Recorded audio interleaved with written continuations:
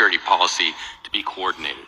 So I had a great relationship with President Xi of China. Really very close relationship. Now look, he likes China, I like us, but I don't want to sound foolish. He was my dear, dear friend. He's a tough guy, he's a fierce person. I say very smart. You know, when you say he's smart, the fake news goes crazy. He said President Xi is smart. And I say, yeah, well, he controls 1.4 billion people with an iron fist. He's smart. But we had a very good relationship with China until COVID. And when that came in, it was a whole different ballgame as far as I was concerned. You know, we made a great China trade deal, maybe better than the USMCA, and I'd never talk about it because what happened with COVID for the whole world, $60 trillion and, you know, deaths, 70 million, 60, nobody even knows how many deaths. And it all came out of Wuhan. So it changed my relationship. But I think I'll have a great relationship with China. I had one before. And they respected us, but they respected us because they no longer thought we were fools. They used to think we were fools because we built China.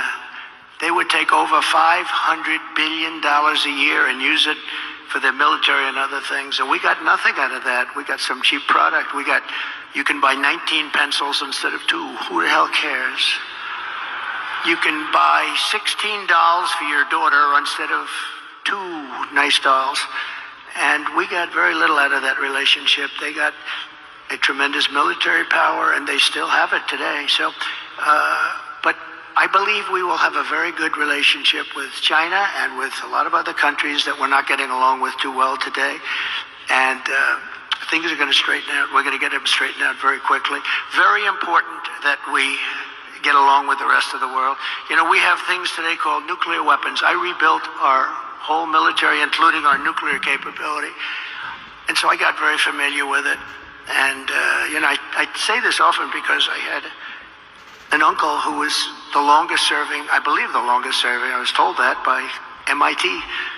But he was their 39, I guess, or 41 years longest serving professor in the history of MIT. And nuclear was something he knew a lot about. And we used to talk about it, and I'd say, Uncle John, there's no way. He was telling me about this incredible power that was being unleashed potentially. And I say, Uncle John, you could never. And you know what? He was very modest because I've seen the destructive capability. And this world is going to have to get along because if that's ever unleashed, we already have too many countries that have at least remnants of it, some of it. But probably 5 countries, if you think. And Kim Jong-un, when I went to the White House after winning in 2016, I sat with President Obama, which is a ritual. And you sit and you talk. And I said, what's the biggest problem? He said, North Korea is the biggest problem. I don't think it's solvable. I said, have you tried calling him or talking to him? And actually, the answer was yes, and he wasn't responded to. But I did, and we were very safe. It started off a little rocky, if you remember. Little Rocket Man, I called him, and he called me things too. He's got a red button on his desk. I said, I have a bigger red button, and my red button works.